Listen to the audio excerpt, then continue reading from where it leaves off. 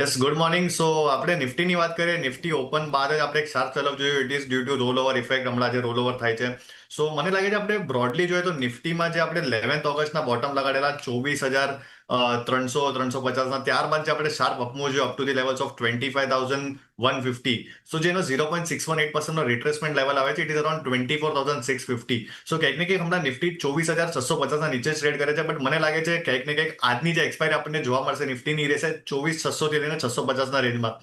જેમ તમે મેન્શન કર્યું, 24,500 અને 24,550 પર સારા એવા પુટ રાઇટર્સ છે જે નિફ્ટીને ડિફેન્ડ કરે છે. અને મને લાગે છે કંઈક ને કંઈક જે રોલ ઓવર છે, major portion of roll over પતી ગયું છે. સો મને લાગે છે એક્સપાયરી ડાઉનસાઇડ આજના સેશનમાં કેપ લાગે છે. હેવિંગ સેડ ધેટ અપસાઇડ પર 24,750 જ્યાં લગી નહીં ક્લોઝ થાય ત્યાર લગીને આપણે કોઈ બી ફ્રેશ લોંગ પોઝિશન્સ નહીં બનાવશું. સો નિફ્ટીની મને જે એક્સપાયરી લાગે છે આજના સેશનમાં એ 24,600 થી લઈને 24,650 ની લાગે છે. બેંક નિફ્ટી પર આપણે આવીએ. સો અગેન બેંક નિફ્ટીમાં બી આપણે જો એક બેક ટુ બેક લાસ્ટ 5 સેશનથી એક નેગેટિવ કેન્ડલ બને છે ડેલી ટાઈમ ફ્રેમ પર. ઓવરઓલ આપણે જોઈએ બેંક નિફ્ટી એક ઓવરસોલ્ડ ટેરેટરીમાં છે, જ્યાં આપણે જોઈએ પ્રાઇમરી જે ટ્રેન્ડ છે, જે એક વર્ષની ટ્રેન્ડ છે, હજી બી પોઝિટિવ છે because it is above its 200 EMA જે છે હમણાં 55,350-360 પાસે. અને આપણે RSI જોઈએ, so it is now below 30 zone. So મને લાગે છે અહીંયા બી એક આજના સેશનમાં ડાઉનસાઇડ કેપ લાગે છે, જ્યાં 53,900 એક સારું એવું સપોર્ટનું કામ કરશે.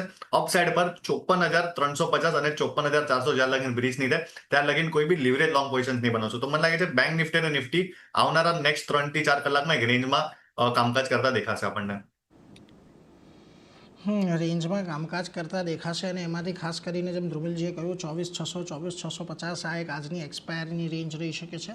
અને બેંક નિફ્ટી નીચેમાં 53,900નો એક બહુ સારો સપોર્ટ આજે બનતો દેખાવ છે, એટલે એના પર એક ફોકસ ખાસ કરીને રાખવાનો છે. પરંતુ આગળ વધીએ